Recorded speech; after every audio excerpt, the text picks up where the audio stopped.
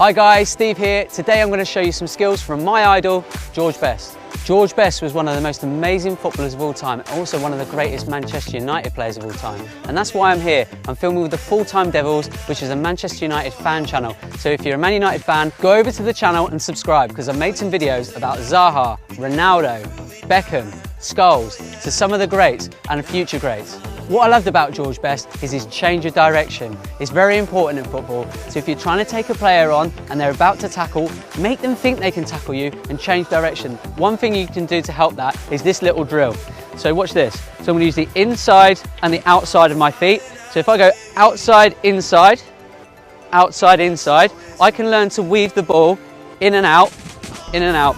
Can you see the ball's changing direction? If you watch one of the greatest goals that George Best ever scored, he weaves in and out of these players, and it's little jinks and little turns like that that allow you to get quick feet. George Best was so good at cutting and changing direction. So it's a very simple thing, just going and then cutting and changing direction. So I'm going to move at speed here, okay, and then change direction by really shaping up like I'm going to shoot and cut the ball. So it's a big tap to make it go sideways. It's so simple, but it was so effective, and not enough players do it nowadays. Another thing he used to do is little feints, little jinks to beat a player. So he'd pretend to go one way by stepping, all right, and then he'd use the outside of his feet. And what you notice is he'd use the outside to push the ball, or sort of, as you can see, I'm pushing or sliding the ball rather than kicking it.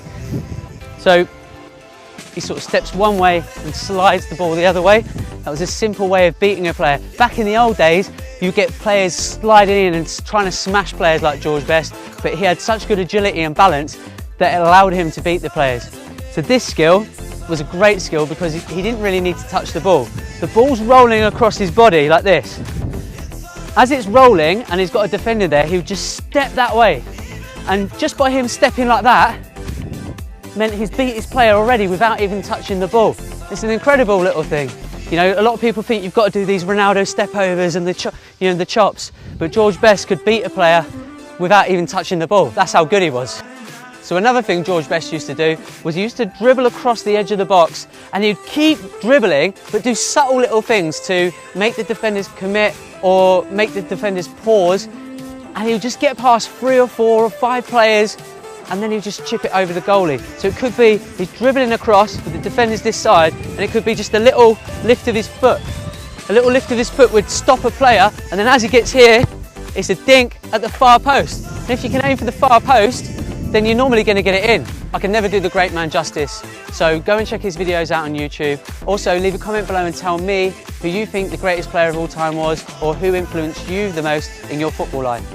Just a reminder, go and check out the Full-Time Devils and subscribe, and you'll see the videos that I made with them, with the Man United players such as Ronaldo, Scholes, Beckham and Zaha. See you soon.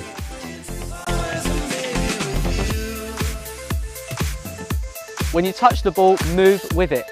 Do not touch the ball and stand still. That is a no-no. So touch the ball and move with the ball so it's next to you. It could be a big touch, but actually because you're moving, it doesn't look like it's a massive touch.